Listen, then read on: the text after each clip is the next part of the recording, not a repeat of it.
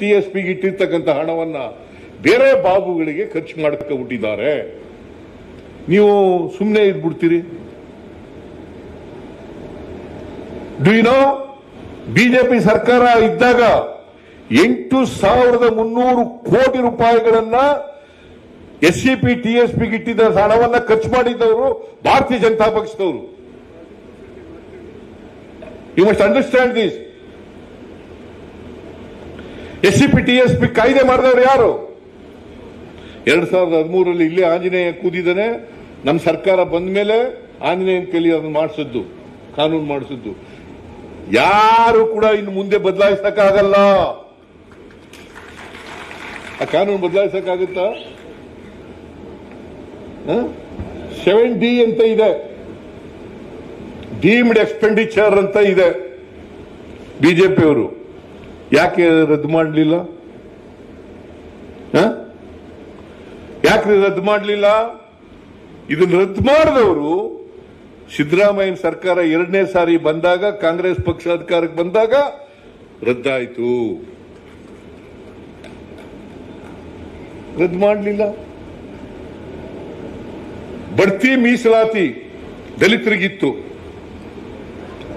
ಅದನ್ನ ಸುಪ್ರೀಂ ಕೋರ್ಟ್ನವರು ಒಡೆದಾಕ್ಬಿಟ್ರು. ಬಡ್ತಿ ಮೀಸಲಾತಿ ಅನ್ಕಾನ್ಸ್ಟಿಟ್ಯೂಷನಲ್ ಅಂತ ಒಡೆದಾಕ್ಬಿಡ್ತು. ಅದನ್ನ ರಾಜ್ಯದಲ್ಲಿ ರತ್ನಪ್ರಭಾ ಅಂತೇಳಿ ಚೀಫ್ ಸೆಕ್ರೆಟರಿ ಇದ್ರು. ಆ ರತ್ನಪ್ರಭಾ ಅಧ್ಯಕ್ಷತೆಯಲ್ಲಿ ಒಂದು ಸಮಿತಿಯನ್ನ ಮಾಡಿ ವರದಿ ತರಿಸಿಕೊಂಡು ಸುಪ್ರೀಂ ಕೋರ್ಟ್ನವರು ಯಾವ ಡಿಸಿಷನ್ ಒಡೆದಾಕಿತ್ತು ಅದನ್ನ ಮತ್ತೆ ಊರ್ಜಿತಗೊಳಿಸಿದವರು ಕರ್ನಾಟಕ ಸರ್ಕಾರ ಕಾನೂನು ಮಾಡಿ. ಹಿಂದೆ ಎಲ್ಲರೂ ದೇಶದಲ್ಲಿ ಎಲ್ಲರೂ ಮಾಡಿದಾರ? ಇಡೀ ದೇಶದಲ್ಲೆಲ್ಲೂ ಮಾಡಿಲ್ಲ. ಕರ್ನಾಟಕ ಒಂದೇ ರಾಜ್ಯ ಮಾಡಿರ್ತಕ್ಕಂಥದ್ದು. ನಮ್ಮ ಕಾರ್ಯಕರ್ತರಿಗೆ ಗೊತ್ತಿರಲಿ ಅಂತೇಳಿ ಇವೆಲ್ಲ ಹೇಳ್ತಾ ಇದ್ದೀನಿ ನಾನು. ಇವತ್ತು ಕಾಂಟ್ರಾಕ್ಟ್ ನಲ್ಲಿ ಮೀಸಲಾತಿ ಕೊಟ್ಟವರು ಯಾರು? ಕಾಂಟ್ರಾಕ್ಟ್ ನಲ್ಲಿ ಮೀಸಲಾತಿ ಕೊಟ್ಟವರು ಯಾರು? 50 ಲಕ್ಷ ಮಾಡಿದೆ, ಆಮೇಲೆ 1 ಕೋಟಿ ಆಯ್ತು, ಆಮೇಲೆ ಈ ವರ್ಷ 2 ಕೋಟಿ. ಮುಸಲ್ಮಾನರಿಗೂ ಕೂಡ 2 ಕೋಟಿ 2B. ಅದಕ್ಕೊಂದು ಪ್ರಚಾರ ಮಾಡೋದು. ಸಿದ್ದರಾಮಯ್ಯ ಮುಸಲ್ಮಾನರನ್ನ ಓಲೈಸಲಿಕ್ಕೆ ಮಾಡ್ಕೊಬಿಟ್ಟಿದ್ದಾರೆ. It is not correct. It is not correct. ಅವ್ರನ್ನ ಓಲೈಸಲಿಕ್ಕಲ್ಲ, ನಮ್ಮ ಸಂವಿಧಾನದ ರೀತಿಯ ಅಂಬೇಡ್ಕರ್ ಅವರು ಹೇಳಿದ ರೀತಿಯ ನಡ್ಕಬೇಕು ಅಂತ ಕಾರಣಕ್ಕೋಸ್ಕರವಾಗಿ ಸಮಾಜದಲ್ಲಿ ಎಲ್ರಿಗೂ ಸಮಾನ ಅವಕಾಶಗಳನ್ನು ಕಲ್ಪಿಸಿಕೊಡ್ಬೇಕು ಅಂತ ಕಾರಣಕ್ಕೋಸ್ಕರ ಅಲ್ಪಸಂಖ್ಯಾತರು ಸೇರಿ ಈ ದೇಶದಲ್ಲಿ ಆರ್ಥಿಕವಾಗಿ ಸಾಮಾಜಿಕವಾಗಿ ಹಿಂದುಳಿದಿದ್ದಾರೆ. ಆ ಜನರಿಗೆ ನ್ಯಾಯ ಸಿಗಬೇಕು ಅಂತೇಳಿ ಮಾಡಿರ್ತಕ್ಕಂಥದ್ದು category 1, category 2A, category 2B ಮತ್ತೆ ದಲಿತ ವರ್ಗದವರು, ಪರಿಶಿಷ್ಟ ಜಾತಿ ಪರಿಶಿಷ್ಟ ವರ್ಗದವರಿಗೆ 2 ಕೋಟಿವರೆಗೆ ಮೀಸಲಾತಿ ಮಾಡಿರ್ತಕ್ಕಂಥದ್ದು ನಮ್ಮ ಸರ್ಕಾರ. ಇಡೀ ದೇಶದಲ್ಲಿ ಎಲ್ಲೂ ಮಾಡಿಲ್ಲ. ಇದನ್ನೆಲ್ಲ ಹೇಳ್ಬೇಕಾಗತ್ತೆ, ನಮ್ಮ ಜನರಿಗೆ ಹೇಳ್ಬೇಕಾಗತ್ತೆ. ನೀವು ಹೇಳದೆ ಹೋದ್ರೆ ನಾವು ಎಲ್ಲರ ಪರವಾಗಿದ್ದೀವಿ ಅಂತ ಗೊತ್ತಾಗಬೇಕಲ್ಲ. ಕಾಂಗ್ರೆಸ್ ಪಕ್ಷ ಮಾತ್ರ ಈ ದೇಶದಲ್ಲೇ ಎಲ್ಲ ವರ್ಗದ ಜನರ ಪರವಾಗಿರ್ತಕ್ಕಂಥ ಪಕ್ಷ. ನಾವು ಹಿಂದೂಗಳನ್ನ ಓಲೈಸಲಿಕ್ಕೋಸ್ಕರವಾಗಿ ಹಿಂದುತ್ವ ಮಾಡಲ್ಲ, ಹಿಂದುತ್ವ ಮಾಡಲ್ಲ. ನಾವು ಎಲ್ಲ ಧರ್ಮದವರು, ಎಲ್ಲ ಜನರು, ಎಲ್ಲ ಭಾಷೆಯವರು ಎಲ್ಲರೂ ಸಮಾನರು ಅಂತಕ್ಕಂಥ ಕಾಣ್ತಕ್ಕಂಥ ಪಕ್ಷ ಕಾಂಗ್ರೆಸ್ ಪಕ್ಷ. ಇದನ್ನು ಹೇಳ್ಬೇಕು, ಧೈರ್ಯವಾಗಿ ಹೇಳ್ಬೇಕು. ನಾವು ಯಾರನ್ನು ಕೂಡ ಓಲೈಸಲ್ಲ, ಎಲ್ಲರನ್ನು ಪ್ರತಿನಿಧಿಸ್ತಕ್ಕಂಥ ಪಕ್ಷ ಕಾಂಗ್ರೆಸ್ ಪಕ್ಷ. ಎಲ್ಲರನ್ನೂ ಒಳಗೊಂಡಂತ, ಎಲ್ಲರಿಗೂ ಸಮಾನ ಅವಕಾಶಗಳನ್ನು ಕಲ್ಪಿಸಿಕೊಡ್ತಕ್ಕಂಥ, ಸಮಾನತೆಯನ್ನು ಬಯಸ್ತಕ್ಕಂಥ, ಎಲ್ಲರೂ ಮುಖ್ಯವಾಗಿ ಬರಬೇಕು ಅಂತಕ್ಕಂಥ ಬಯಸ್ತಕ್ಕಂಥದ್ದು, ಬದ್ಧತೆ ಇರ್ತಕ್ಕಂಥದ್ದು ಕಾಂಗ್ರೆಸ್ ಪಕ್ಷ ಮಾತ್ರ. ಅದಕ್ಕೋಸ್ಕರ ನಾನು ಹೆಚ್ಚು ಮಾತನಾಡಲಿಕ್ಕೆ ಹೋಗಲ್ಲ. ಮಾತಾಡಿದ್ರೆ ಗಂಟೆಗಟ್ಟಲೆ ಮಾತಾಡಬೇಕಾಗತ್ತೆ. ನಾವೆಲ್ಲರೂ ಈ ಬಿಜೆಪಿಯವರು ಇದಾರಲ್ಲ, ಸುಳ್ಳು ಹೇಳಕ್ ಶುರು ಮಾಡ್ಕೊಂಡ್ಬಿಟ್ಟಿದ್ದಾರೆ. ಯಾಕಂದ್ರೆ ಅವ್ರಿಗೆ ಕಾಣಿಸೋದು, ಕಣ್ಣಿಗೆ ಕಾಣಿಸೋದು ಗೋಡ್ಸೆ ಮತ್ತು ಸಾವರ್ಕರ್ ಇಬ್ರೆ. ಸಾವರ್ಕರ್, ಗೋಡ್ಸೆ. ಮಹಾತ್ಮ ಗಾಂಧೀಜಿಯವರನ್ನ ಕೊಂದಾಕ್ತಂತ ನಾಥೂರಾಮ್ ಗೋಡ್ಸೆ, ಹಿಂದೂ ಮಹಾಸಭಾದ ಅಧ್ಯಕ್ಷ ಸಾವರ್ಕರ್. ಸಂವಿಧಾನ ವಿರೋಧ ಮಾಡಿದವರು ಯಾರು? ನಿಮ್ಗೆ ಒಂದು ಗೊತ್ತಾ? RSS ನವ್ರದ್ದು ಒಂದು ಪತ್ರಿಕೆ ಬರ್ತದೆ, ಆರ್ಗನೈಸರ್ ಅಂತೇಳಿ ಒಂದು ಇಂಗ್ಲಿಷ್ ಪತ್ರಿಕೆ ಬರ್ತದೆ, ಆರ್ಗನೈಸರ್ ಅಂತ. ಆ ಪತ್ರಿಕೆಯಲ್ಲಿ ವಿರೋಧ ಮಾಡಿ ಬರೆದವರು, ಸಂವಿಧಾನವನ್ನು ವಿರೋಧ ಮಾಡಿ ಬರೆದವರು ಮಿಸ್ಟರ್ ಸಾವರ್ಕರ್. ಬಿಜೆಪಿಯವರ ಆರಾಧ್ಯ ದೇವತೆ ಯಾರು? ಸಾವರ್ಕರ್ ಮತ್ತು ಗೋಡ್ಸೆ. ಅವರು ಈಗ ಸಂವಿಧಾನದ ಬಗ್ಗೆ ಮಾತಾಡೋದು, ಅಂಬೇಡ್ಕರ್ ಬಗ್ಗೆ ಮಾತಾಡೋದು, ಎಂತವರು ನಮ್ಮ ಸರ್ದಾರ್ ವಲ್ಲಭಭಾಯಿ ಪಟೇಲ್ರ ಬಗ್ಗೆ ಮಾತಾಡೋದು, ಇವೆಲ್ಲ ನಾಟಕ, ರಾಜಕೀಯಕ್ಕೋಸ್ಕರ ಮಾತಾಡ್ತಕ್ಕಂಥದ್ದು. ದಯಮಾಡಿ ತಾವೆಲ್ಲ ತಿಳ್ಕೋಬೇಕು. ಅಂಬೇಡ್ಕರ್ ಯಾವತ್ತೂ ಕೂಡ ಯಾವುದೇ ಒಂದು ವರ್ಗದ, ಒಂದು ಧರ್ಮದ ಪರವಾಗಿರ್ಲಿಲ್ಲ, ಒಂದು ಧರ್ಮದ ಪರವಾಗಿರ್ಲಿಲ್ಲ. ಎಲ್ಲ ಜನರು ಯಾರ್ಯಾರು ಅಸ್ಪೃಶ್ಯತೆಯನ್ನು ನಡ್ತಾರೆ, ಯಾರು ಅವಕಾಶಗಳಿಂದ ವಂಚಿತ, ಯಾರ್ಯಾರು ದೌರ್ಜನ್ಯಕ್ಕೊಳಗಾಗಿದ್ದಾರೆ, ಯಾರ್ಯಾರು ಶೋಷಣೆಗೊಳಗಾಗಿದ್ದಾರೆ, ಎಲ್ಲರ ಪರವಾಗಿ ಧ್ವನಿಯಾಗಿದ್ರು. ನಾವು ಅಂಬೇಡ್ಕರ್ ಅವರಿಗೆ ಗೌರವ ಸಲ್ಲಿಸೋದೇನಪ್ಪ ಅಂತಂದ್ರೆ, ಅವರು ನಡೆದಂತ ದಾರಿನಲ್ಲಿ 3 ಮಂತ್ರಗಳು ಬಿಟ್ಟೋಗಿದ್ದಾರೆ ನಮಗೆ. ಒಂದು, ಎಜುಕೇಶನ್, ಎಲ್ಲರೂ ಶಿಕ್ಷಿತರಾಗಿ. ಎರಡನೇದು, ಸಂಘಟಿತರಾಗಿ, ಆರ್ಗನೈಸ್. ಮೂರನೇದು, ಹೋರಾಟ. ಈ 3 ಮಂತ್ರ ಅವರು ಬಿಟ್ಟೋಗಿರೋದು. ಅವ್ರು ಇನ್ನೊಂದು ಏನು ಹೇಳಿದ್ದಾರೆ ಅಂತಂದ್ರೆ, ನೋಡಪ್ಪ, ನಾನು ಸಾಮಾಜಿಕ ನ್ಯಾಯದ ರಥ ಇಲ್ಲಿವರೆಗೆ ಎಳ್ಕೊ ಬಂದಿದ್ದೀನಿ, ದಯಮಾಡಿ ಅದನ್ನ ಹಿಂದಕ್ಕೆ ತಿಳಕ್ ಹೋಗ್ಬಿಡಿ, ನಿಮ್ ಕೈಲಾದ್ರೆ ಮುಂದಕ್ಕೆ ಎಳೀರಿ, ಆಗ್ಲಿಲ್ಲ ಬಿಟ್ಬಿಡಿ, ಅಲ್ಲೇ ಇರ್ಲಿ.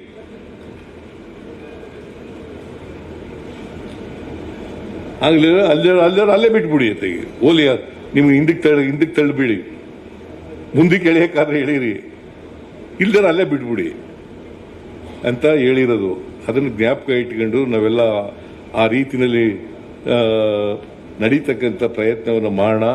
ಅದೇ ಅಂಬೇಡ್ಕರ್ ಅವರಿಗೆ ಸಲ್ಲಿಸ್ತಕ್ಕಂಥ ಗೌರವ. ಈ ವರ್ಷ ನಾನು ತೀರ್ಮಾನ ಮಾಡಿದ್ದೀನಿ, ಏನಪ್ಪಾ ಅಂತಂದ್ರೆ, ಇವತ್ತು ಸ್ಫೂರ್ತಿ ಸೌಧ, ವಿಧಾನಸೌಧದ ಪಕ್ಕದಲ್ಲಿ ಒಂದು ಸ್ಫೂರ್ತಿ ಸೌಧ, ಅದನ್ನ ಮಾಡಬೇಕು ಅಂತೇಳಿ ಸುಮಾರು 87 ಕೋಟಿ ರು ವೆಚ್ಚದಲ್ಲಿ ಮಾಡ್ತಾ ಇದ್ದೀವಿ.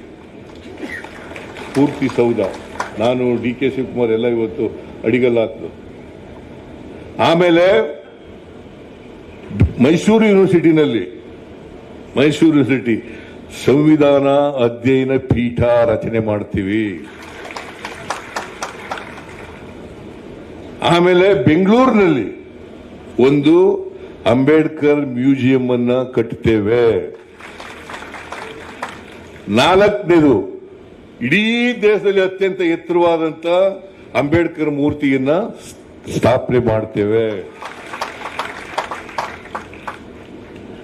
ಇದನ್ನ ನಮ್ಮ ಸರ್ಕಾರ ತೀರ್ಮಾನ ಮಾಡಿದೆ ಅಂತೇಳಿ ನಿಮ್ಗೆ ತಿಳಿಸ್ತಾ, ನೀವೆಲ್ಲರೂ ಜನಗಳು ಸಿಕ್ಕಿದಾಗ ಇವನ್ನೆಲ್ಲ ಹೇಳಿ ಅಷ್ಟೇನೆ.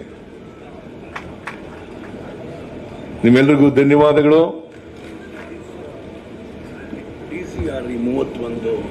ಆಮೇಲೆ ಈಗೇನಾಗಿತ್ತು, ಈ ದಲಿತರಿಗೆ ಒಂದು DCRE ಮಾಡಿದ್ದೀವಿ, DCRE ರಚನೆ ಮಾಡಿದ್ದೀವಿ. 3 ನಾನು ಒಂದ್ಸಾರಿ ರಿವ್ಯೂ ಮಾಡಿದೆ. ಆ ರಿವ್ಯೂ ಮಾಡಿದಾಗ ಕರ್ನಾಟಕದಲ್ಲಿ 3.71% ಮಾತ್ರ ಶಿಕ್ಷೆ ಆಗಿತ್ತು. ಕನ್ವಿಕ್ಷನ್ 3.71, ಅಂದ್ರೆ 100ಕ್ಕೆ 3.71 ಶಿಕ್ಷೆ. ಅದಕ್ಕೋಸ್ಕರ ಒಂದು ಜಿಲ್ಲೆ ಒಂದು ಕ್ರಿಮಿನಲ್ ಕೋರ್ಟ್ ಮಾಡಬೇಕು ಅಂತೇಳಿ ವಿಶೇಷ ಕ್ರಿಮಿನಲ್ ನ್ಯಾಯಾಲಯವನ್ನ ಮಾಡಬೇಕು ಅಂತೇಳಿ DCRE ಕೈ ಕೆಳಗಡೆ ಪ್ರತಿ ಜಿಲ್ಲೆನಲ್ಲಿ ಒಂದು ನ್ಯಾಯಾಲಯವನ್ನ, ವಿಶೇಷ ನ್ಯಾಯಾಲಯವನ್ನ ಮಾಡಿದ್ದೇನೆ. ಅದು ರಾತ್ರಿ 12 ಗಂಟೆಯಿಂದ ಪ್ರಾರಂಭ ಆಗಿದೆ. ರಾತ್ರಿ 12 ಗಂಟೆಯಿಂದ ಈ ವರ್ಷ ನಿನ್ನೆ ರಾತ್ರಿ ಅಂದ್ರೆ ಇವತ್ತೇ ರಾತ್ರಿ 12 ಗಂಟೆಗೆ ಶುರುವಾಗಿದೆ. 12 ಗಂಟೆಯಿಂದ ನಡೀತಾ ಇದೆ. ಇದು ಇಡೀ ದೇಶದಲ್ಲಿ ಎಲ್ಲೂ ಮಾಡಿಲ್ಲ. ಅದನ್ನ ಮಾಡಿದೀವಿ ಅಂತ ಹೇಳ್ತಾ ನಿಮ್ಗೆಲ್ಲ ಮಾಹಿತಿ ಇರ್ಲಿ ಅಂತೇಳಿ ಇವನ್ನೆಲ್ಲ ಹೇಳಿರೋದು.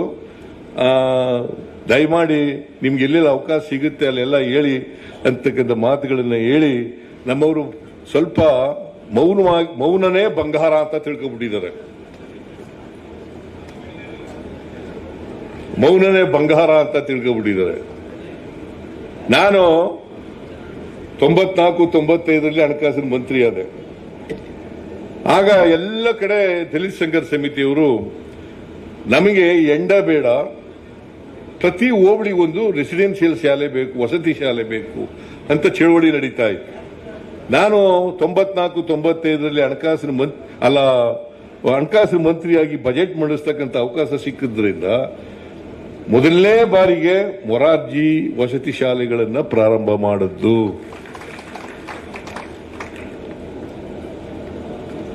ಈಗ ಮುಂದಿನ ವರ್ಷಕ್ಕೆ ಅಂದ್ರೆ ಈ ಆರ್ಥಿಕ ವರ್ಷ ಅಲ್ಲ, ಮುಂದಿನ ವರ್ಷಕ್ಕೆ ಇಡೀ ಕರ್ನಾಟಕದಲ್ಲಿ ಹೋಬಳಿಗೊಂದು ರೆಸಿಡೆನ್ಷಿಯಲ್ ಶಾಲೆ ಆಗ್ತದೆ. ಸುಮಾರು 2 ಲಕ್ಷ 125 ಅಂಬೇಡ್ಕರ್ ಹೆಸರಿನಲ್ಲಿದೆ ಈಗ ರೆಸಿಡೆನ್ಷಿಯಲ್. ಅದು ಯಾವ್ದಾರ ಇರ್ಲಪ್ಪ, ಹೆಸರಿನಲ್ಲಾರ ಇರ್ಲಿ. ಅಂಬೇಡ್ಕರ್ ಶಾಲೆ ಮುಖ್ಯ. ಕೂತ್ಗಳೇ, ಅಂಬೇಡ್ಕರ್ ಶಾಲೆ ಮುಖ್ಯ ಅಲ್ಲ, ರೆಸಿಡೆನ್ಷಿಯಲ್ ಶಾಲೆ ಮುಖ್ಯ. ಯಾವ ಹೆಸರಿನಲ್ಲಿ ಇರೋದು ಮುಖ್ಯ ಅಲ್ಲ. ಮೊರಾರ್ಜಿ ಅವರ ಹೆಸರಿನಲ್ಲಿರಲಿ, ಅಂಬೇಡ್ಕರ್ ಅವರ ಹೆಸರಿನಲ್ಲಿರಲಿ, ಇಂದಿರಾ ಗಾಂಧಿ ಅವರ ಹೆಸರಿನಲ್ಲಿರಲಿ, ಯಾರ ಹೆಸರಿನಲ್ಲಿ ಇರಲಿ, ಆದರೆ ರೆಸಿಡೆನ್ಷಿಯಲ್ ಶಾಲೆಗಳಾಗೋದು ಬಹಳ ಮುಖ್ಯ. ಆದ್ರಿಂದ ನಾವು ಈ ವರ್ಷ 26 ಕೊಟ್ಟಿದ್ದೀನಿ ರೆಸಿಡೆನ್ಷಿಯಲ್ ಶಾಲೆಗಳು. ಅಂದ್ರೆ 25-26ಕ್ಕೆ, 26-27ಕ್ಕೆ ಇನ್ನು ಉಳಿದ ಎಲ್ಲ ಹೋಬಳಿಗಳಲ್ಲೂ ಕೂಡ ರೆಸಿಡೆನ್ಷಿಯಲ್ ಶಾಲೆಗಳು ನಿರ್ಮಾಣ ಆಗ್ತವೆ. ಸುಮಾರು ರೆಸಿಡೆನ್ಷಿಯಲ್ ಶಾಲೆಗಳಲ್ಲಿ 2,30,000 ವಿದ್ಯಾರ್ಥಿಗಳು, ಬಡ ಮಕ್ಕಳು, ಹಳ್ಳಿಗಾಡಿನಿಂದ ಬಂದಂತ ಮಕ್ಕಳು ವಿದ್ಯಾಭ್ಯಾಸ ಮಾಡ್ತಾ ಇದ್ದಾರೆ. ಅವ್ರಿಗೆಲ್ಲ ಗುಣಮಟ್ಟದ ಶಿಕ್ಷಣ ಸಿಗಬೇಕಾ ಬೇಡ? ಬರೀ ಶ್ರೀಮಂತರ ಮಕ್ಕಳು, ಮೇಲ್ಜಾತಿ ಮಕ್ಕಳು ಮಾತ್ರ ಪಡಿಬೇಕಾ? ಅವ್ರು ಮಾತ್ರ ಡಾಕ್ಟರ್ಗಳಾಗಬೇಕಾ? ಅವ್ರು ಮಾತ್ರ IAS ಆಗ್ಬೇಕಾ? ಅವ್ರು ಮಾತ್ರ IPSಗಳಾಗಬೇಕಾ? ಅವ್ರು ಮಾತ್ರ AFS ಆಗ್ಬೇಕಾ? ಅವ್ರು ಮಾತ್ರ ಇಂಜಿನಿಯರ್ಗಳಾಗಬೇಕಾ? ಅವ್ರು ಮಾತ್ರ ವಿಜ್ಞಾನಿಗಳಾಗಬೇಕಾ? ಬಡವ್ರ ಮಕ್ಕಳು ಕೂಡ ಆಗ್ಬೇಕು, ದಲಿತರ ಮಕ್ಕಳು ಕೂಡ ಆಗಬೇಕು. ಅದಕ್ಕೋಸ್ಕರ ನೋಡಿ, ನಾವು ಇದನ್ನ ಮಾಡಿದ ಮೇಲೆ ಈ ಸಾರಿ PUC ರಿಸಲ್ಟ್ ಬಂದಿದೆ. ಮೊನ್ನೆ 86.11% ಪಾಸ್ ಆಗಿರೋರು. ಎಷ್ಟು? ಖಾಸಗಿ ಶಾಲೆಯಲ್ಲಿ ಪಾಸ್ ಆಗಿರೋರು ಎಷ್ಟು ಗೊತ್ತಾ? ಗೊತ್ತಿಲ್ಲ, ನೀವು ತಿಳ್ಕೊಳಕ್ಕೂ ಹೋಗಲ್ಲ. 82% ಅಂದ್ರೆ 4% ಅವ್ರಿಗಿಂತ ಜಾಸ್ತಿ. ರೆಸಿಡೆನ್ಸ್ ಶಾಲೆಗಳಲ್ಲಿ ಖಾಸಗಿಯವರು ಶಾಲೆಗಳು ನಡೆಸ್ತಾರಲ್ಲ, ಅವ್ರಿಗಿಂತ 4% ಜಾಸ್ತಿ ಇದೀವಿ ಸರ್ಕಾರ ನಡೆಸ್ತಕ್ಕಂಥ ರೆಸಿಡೆನ್ಷಿಯಲ್ ಸ್ಕೂಲ್ಗಳಲ್ಲಿ. ಇದನ್ನ ನೀವು ಎಲ್ಲ ಕಡೆ ಹೇಳಿ ಅಂತಕ್ಕಂಥ ಮನವಿಯನ್ನು ಮಾಡಿ ಇವತ್ತು ಬಹಳ ಸಂತೋಷದಿಂದ ಬಾಬಾ ಸಾಹೇಬ್ ಅಂಬೇಡ್ಕರ್ ಅವರನ್ನ ನೆನ್ಕೊಂಡು ಸ್ಮರಿಸ್ಕೊಂಡು ನನ್ನ ಮಾತುಗಳನ್ನು ಮುಗಿಸ್ತೇನೆ. ಜೈ ಬಾಪು, ಜೈ ಭೀಮ್, ಜೈ ಸಂವಿಧಾನ. ಸರ್, ಧನ್ಯವಾದ ಮುಖ್ಯಮಂತ್ರಿಗಳಿಗೆ. ಸರ್, ನಮ್ದೊಂದು ಮನವಿ ಇದೆ ಸರ್. SC ಡಿಪಾರ್ಟ್ಮೆಂಟ್ ಅಲ್ಲಿ ಕಳೆದ 10 ವರ್ಷದಿಂದ 15 ವರ್ಷ ಕಾರ್ಯಕರ್ತರು ದುಡಿದಿದ್ದಾರೆ ಸರ್. ದಯಮಾಡಿ ಸರ್ಕಾರದಲ್ಲಿ ನಮ್ಮ SC ಡಿಪಾರ್ಟ್ಮೆಂಟ್ ದುಡ್ದಿರ್ತಕ್ಕಂಥ ಕಾರ್ಯಕರ್ತರಿಗೆ ಒಂದು ಅವಕಾಶ ಮಾಡ್ಬೇಕಂತ ಕೇಳ್ಕೊಳ್ತೀನಿ ಸರ್. ಈಗ ವೋಟ್ ಆಫ್ ಥ್ಯಾಂಕ್ಸ್ ಅನ್ನ ಉಪಾಧ್ಯಕ್ಷರಾದಂತ ಶ್ರೀಧರ್ ಅವರು ಮಾಡ್ತಾರೆ. 134ನೇ ಜನ್ಮದಿನದಂದು ಬಂದಂತ ಎಲ್ಲ ನನ್ನ ರಾಜ್ಯದ ಮುಖಂಡರಿಗೆ, ಹಾಗೂ ಕಾರ್ಯಕರ್ತರಿಗೆ ವಂದಿಸ್ತಾ ಈ ಕಾರ್ಯಕ್ರಮವನ್ನು ಮುಗಿಸ್ತಿದ್ದೀವಿ. ದಯಮಾಡಿ ಊಟದ ವ್ಯವಸ್ಥೆ ಇದೆ, ಎಲ್ಲ ಊಟ ಮಾಡಿ ಹೋಗ್ಬೇಕು ಅಂತ ಕೋರ್ಕೊತೀನಿ.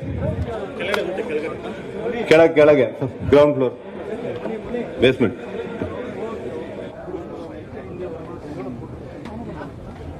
ಕಾರ್ಯಕ್ರಮಕ್ಕೆ ಸಹಕಾರ ಮಾಡಿದ್ದಂತ ಕರ್ನಾಟಕ ಪ್ರದೇಶ ಕಾಂಗ್ರೆಸ್ಸಿನ ಕಾರ್ಯದರ್ಶಿಯಾದಂತ ಜಿಸಿ ಚಂದ್ರಶೇಖರ್ ಸಾಹೇಬರಿಗೆ ವಿಶೇಷವಾದ ಧನ್ಯವಾದ ಹೇಳ್ತಿದ್ದೀನಿ.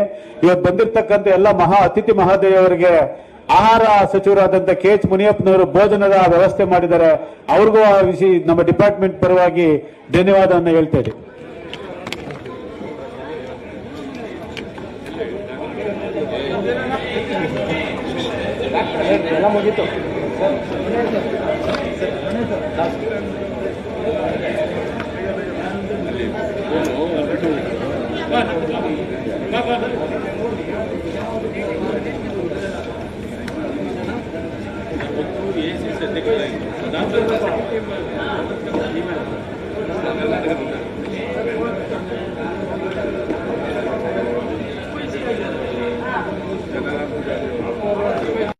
ಹೆಚ್ಚಿನ ವಿಡಿಯೋಗಳಿಗೆ ಪ್ರತಿಧ್ವನಿ ಯೂಟ್ಯೂಬ್ ಚಾನೆಲ್ ಸಬ್ಸ್ಕ್ರೈಬ್ ಮಾಡಿ, ಬೆಲ್ ಐಕಾನ್ ಕ್ಲಿಕ್ ಮಾಡಿ.